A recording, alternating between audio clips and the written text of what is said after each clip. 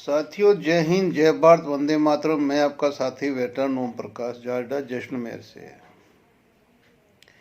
हालांकि वीडियो तो डालना मजबूरी कहो या आदत कह दो या आदत से मजबूर कह दो।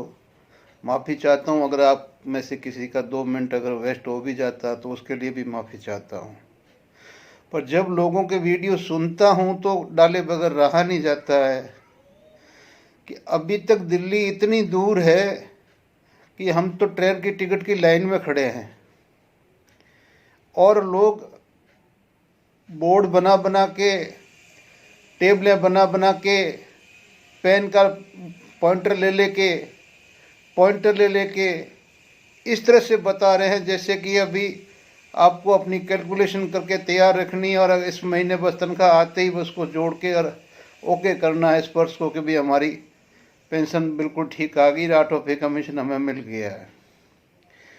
हद नहीं, अति हद हो गई है। और ये क्यों हो गई है कि जब वास्तव में सुनते हैं कि उनकी लैंग्वेज सिर्फ इसी के लिए होती है कि मेरा वीडियो देखा जाए, मुझे जो व्यूअर मिल जाए और मेरा वीडियो चल जाए। बात है साफ। और यहाँ मैं अपने बारे में कह देता हूँ कि 2015 से लेकर अभी तक 1200 आदमी देखने वाले हैं और वो भी मेरे भाग्यशाली कोई भाई है जो इस लायक मुझे समझते हैं।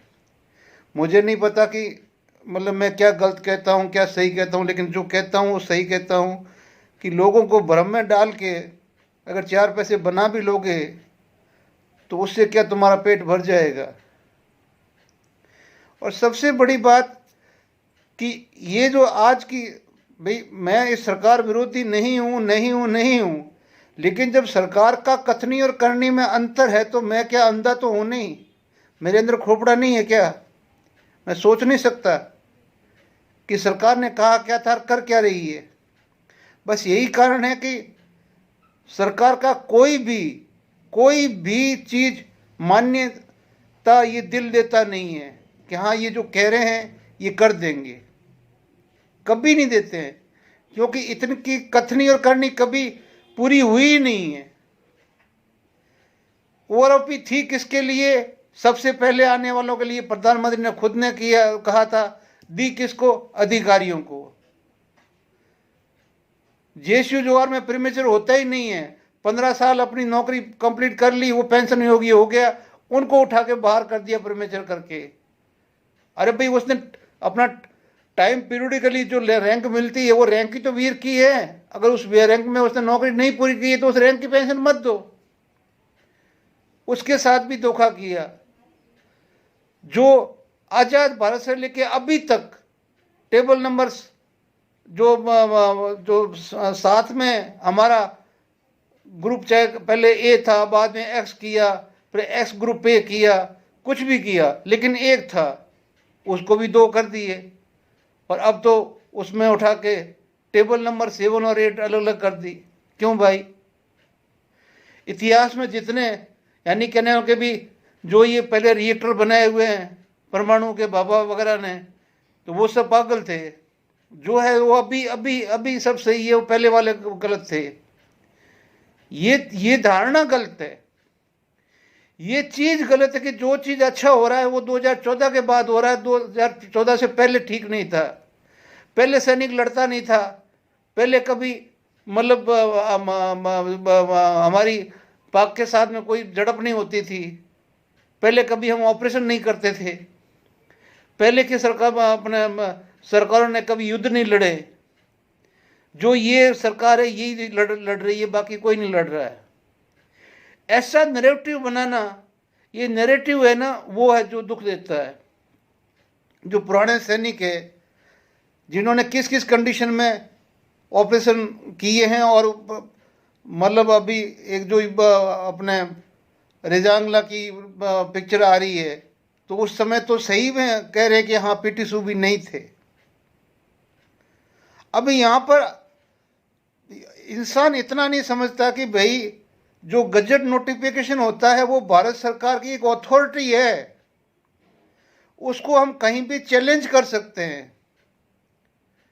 तो गजट नोटिफिकेशन में अगर मान लो डेट ऑफ जो लागू होने का नहीं दिया हुआ है, ठीक है ना, इफेक्टिव डेट नहीं दी गई है, तो फिर गड़बड़ी है। कब से देंगे, क्या देंगे, क्या नहीं देंगे, क्योंकि वो इस 8वें पे कमीशन का संविधान क्या है, गजट नोटिफिकेशन, वो संविधान है इस 8वें पे कमीशन का। जब उस संविधान के अंदर आपने हमें अनपेड कह दिया है,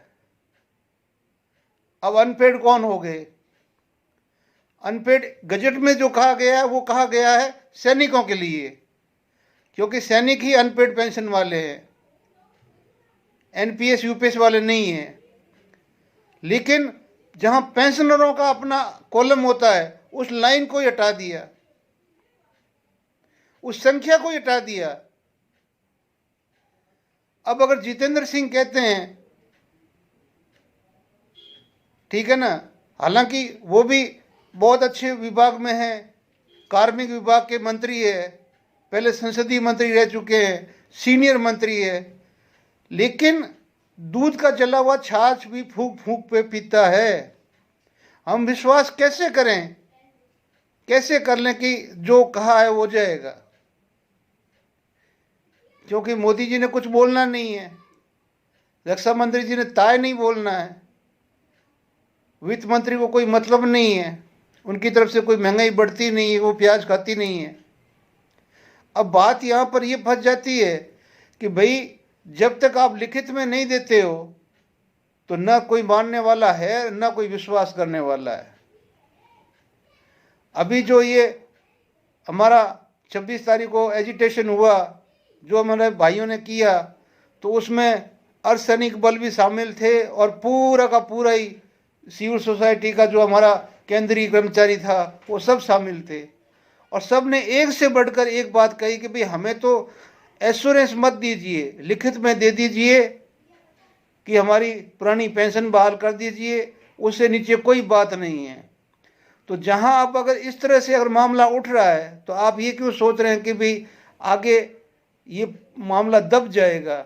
मामला तो उठेगा और तरीके से उठेगा, और मामला तो यहाँ तक उठेगा कि जो ये अग्निवीर आएंगे और इनको सफिशिएंट वो पैसा तो 10 दिन में महीना दूर खर्च हो जाएगा, ये भी खड़े होंगे कि 5 साल की अगर इनको पेंशन देते हो तो इसके परसेंटेज के हिसाब से हमें भी दो, नहीं तो इनको भी बंद करो जो नेताओं को आप देते हो। हमने 5 साल वहाँ युद्ध के क्षेत्र में काम किया है, ये तो यहाँ बैठ के मुर्ग मसल्ले खा रहे हैं संसद के अंदर। वो एक नागरिक के भारत के हक है। अब यहाँ रोना इस बात का है कि आज की सरकार के पास में चाहे कुछ भी कह लो आप, कोई ऐसा मतलब वो हमारा वो नहीं बचा है कि न्यायपालिका से लेके, कार्यपालिका से लेके, मीडिया से लेके और जितनी भी हमारे उपक्रम हैं जो मैनेजमेंट के हैं, वो सरकार की एक मुट्ठी में है, एक मुट्ठी में। वो बेचारे लोग सोचते हैं कि हमारा भेज देता कौन है?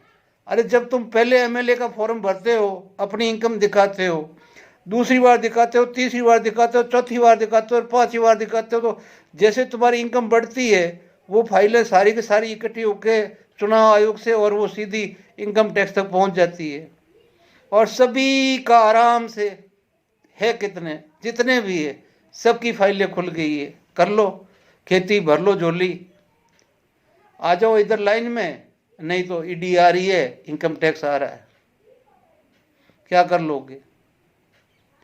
इतना पैसा गवर्नमेंट ने दिया, कहाँ लगे है वो बता दो, नहीं तो ये जो तुम्हारे पास प्रॉपर्टी है ये सीज की जाएगी। बस वो बेचारा उठा के झोला और उस पार्टी में, वो मशीन के अंदर से होता हुआ उस पार्टी में चला जाएगा।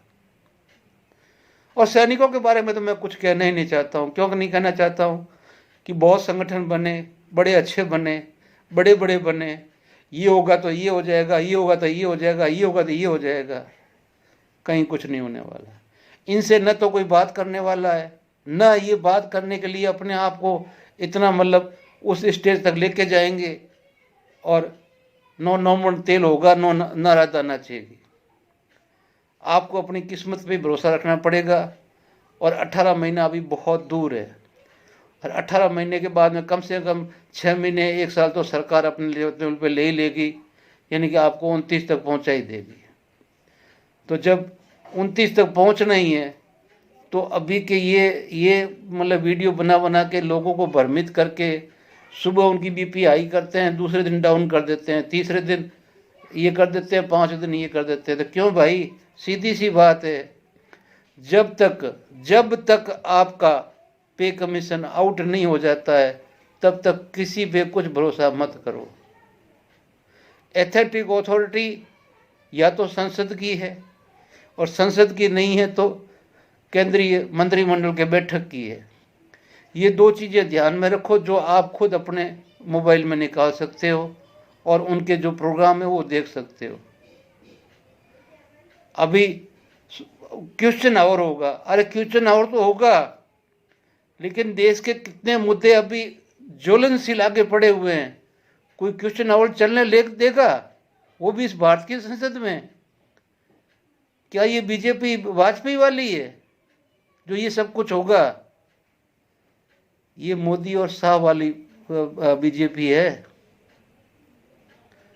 और जिसको अपने इन कर कमलों में हमारे भारतीय सैनिकों ने उठा के रखा हुआ है। सबसे ज्यादा ऑब्जेक्शन सैनिकों का आता है, सैनिकों का। सरकार के विरुद्ध बात क्यों करते हो?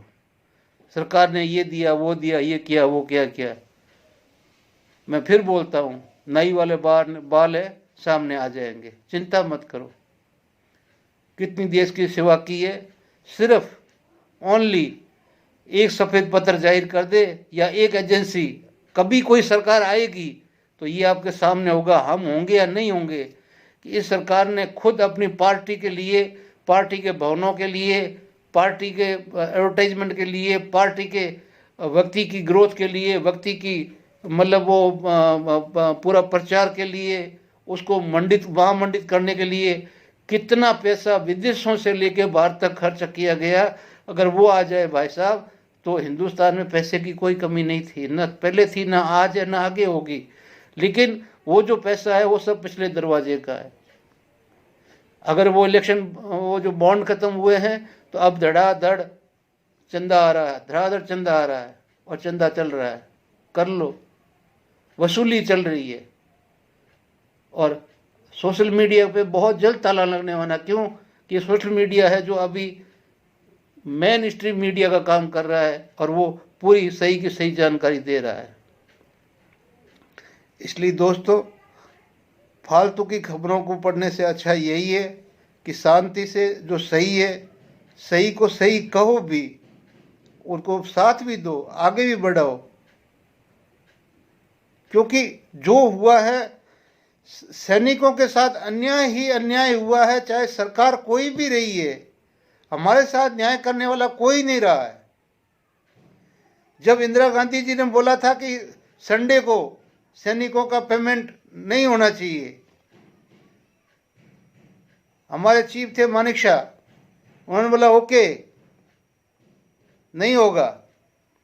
लेकिन संडे का जो 24 घंटे का पीरियड है, रात को 12 से 12, हमारी सेना पे कोई आर्मी एक्ट लागू नहीं होगा, आगे लाइन के ऊपर। लेकिन यहाँ आज कितने मतलब सुप्रीम कोर्ट से, हाई कोर्ट से पारित आदेश पड़े हैं पेमेंट होने के लिए, और केंद्र सरकार पेमेंट नहीं दे रही है। उन जिन्होंने पिटीशनें डाली हैं, केस लड़े हैं, अपने पैसे फूके हैं, और पैसे फूके वो बर्बाद होकर घर बैठे हुए हैं, उनको उनका वो हक नहीं मिल रहा है। तो दोस्तों सोचो एक बात कि सरकार पे दबाव कैसे बनेगा, कि आपको भी कंधे से कंधा इन भाइयों के साथ मिलाना पड़ेगा, आपको बाहर निकलना पड़ेगा, और बाहर निकल के इनके साथ मिलोगे, कंधे से कंधा मिलोगे, अपनी बात रखोगे तो ही बात बनेगी। नहीं तो उन्होंने अपना पूरा जो लेना था, तीसरे पे ओआरओपी तक ही अफसर ने तो अपना ले लिया है, उसको अब आगे लेने की जरूरत ही नहीं है, क्योंकि ऑटोमेटिकली वो आगे बढ़ता जाएगा उनका। अब उनका एक चीफ ऑफ आर्मी स्टाफ का छोड़ दीजिए, बाकी एक कर्नल तक की रैंक जाती है उनकी, तो कर्नल से वाइस चीफ तक की पेंशन एक हो गई, और क्या चाहिए उनको। बस 5 साल का था शॉर्ट सर्विस, 14 साल का हो गया, अब 15 साल का हो जाएगा, 15 के बाद में उनकी पेंशन भी हो जाएगी, हो गया काम। मर हम रहे, हमारे लिए कोई सोचने वाला नहीं है, न हमारे संगठन है और न हमारे संगठनों की कोई सुनने वाला है, और न हमारे संगठनों में इतनी शक्ति है कि वो एकता करके और केंद्र सरकार को बाध्य करे। जय हिंद, जय भारत, वंदे मातरम।